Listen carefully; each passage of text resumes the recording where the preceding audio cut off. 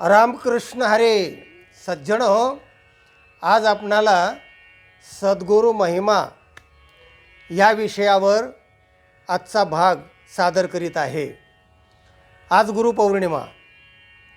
गुरुचं महात्म्य इतकं मोठं आहे की ते सगळ्या महात्म्यापेक्षा श्रेष्ठ महात्म्य, अगदी देव आणि देवाच्या बरोबरी किंबहुना देवापेक्षा श्रेष्ठ असं ते गुरुचं महात्म्य आहे। कारण गुरुमुळे देव मिळतो। गुरु गोविंद दोनों खड़े है, कहाँ के लागू मैं पाव, बलहारी जिन गुरु की जिन्हें गोविंद देयो मिलाय। ज्याच्यामुळे गोविंद मिळतो, देव मिळतो, असे गुरु आणि देव जर समोरासमोर आले तर अगोदर पाया कोणाच्या पडाव्या, तर एकाने सांगितलं की अगोदर गुरुच्या पाया पडा, कारण त्याच्यामुळे देव मिळाला आहे। इतकं श्रेष्ठ महात्म्य सद्गुरूंचं आहे। गुरुर्ब्रह्मा गुरुर्विष्णू गुरुर्देव महेश्वरा, गुरु साक्षात परब्रह्म तस्मै श्री गुरवे नमः। आणि आज व्यास पौर्णिमासुद्धा मानल्या जाते। तर सगळ्यांचे गुरु व्यास, ज्यांना गुरु नाही त्यांनी व्यासांना गुरु मानावं, कारण व्यासोचिष्ट जगत्त्रयम असं म्हटलेलं आहे। नमोस्तुते व्यास विशाल बुद्धे पुल्लारविंदायत पत्र नेत्र, येन त्वया भारत तैल पूर्णः प्रज्वालितो ज्ञानमय प्रदीपः। असे व्यास महर्षी, असाच महत्त्व आहे। तेव्हा गुरु असं म्हटलं की अगदी जन्माला आल्यापासून सगळे गुरुच असतात। आई गुरु, वडील गुरु, मित्र गुरु, परिसर गुरु, हे सगळे गुरु असतात। शाळेतला गुरु, शिक्षक गुरु वगैरे।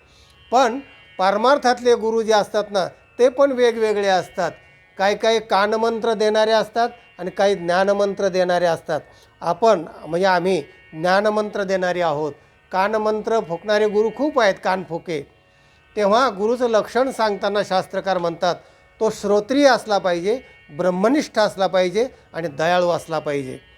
आणि मग शिष्य पण तसा पाहिजे, मल आणि विक्षेप दोष गेलेला पाहिजे आणि आत्मस्वरूपाचं ज्ञान व्हावं म्हणून तो सद्गुरूला शरण गेला पाहिजे।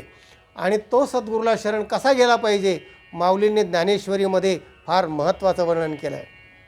गुरुचं महात्म्य सांगताना असं म्हणतात, मज हृदये सद्गुरू जेणे तारिलो हा संसार पुरू, मनोनी विशेषे अत्यादरो विवेकावरी। गुरु आणि ज्ञान हे एक असतात आणि म्हणून माझा विशेष अत्यादर जो आहे तो आहे विवेकावर। म्हणजे विवेक आणि गुरु हे दोन नाहीत।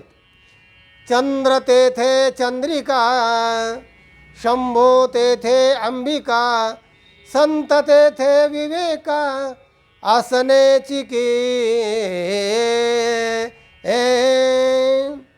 तेव्हा सदसद विवेक सांगणारे जे गुरु असतात ना, त्यांना सद्गुरू असं म्हणतात। सामान्य ज्ञान अज्ञानाला घालवू शकत नाही आणि म्हणून गुरु जो पाहिजे तो ज्ञानी असला पाहिजे। ते ज्ञान पैगा भरवे, जरी मनी आथी आणावे, तरी संताया भजावे सर्वस्वेसी। ते बरोबर ज्ञान म्हणजे सदसद विवेक, ब्रह्मज्ञान, आत्मज्ञान, ते बरोबर ज्ञान सांगणारे गुरु पाहिजे। आणि अशा गुरुला तनुमनु जीवे चरणासी लागावे, अगर्वता करावे दास्य सकळ।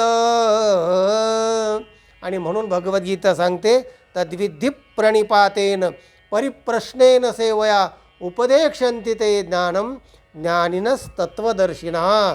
तत्वदर्शी ज्ञानी गुरु असला पाहिजे, तरच आपल्या जीवाचं कल्याण होईल, हे लक्षात घ्या। आणि म्हणून दोन्ही गोष्टी पाहिजे, शिष्यही त्या योग्यतेचा पाहिजे आणि गुरु देखील श्रोत्रिय, ब्रह्मनिष्ठ आणि दयाळू पाहिजे।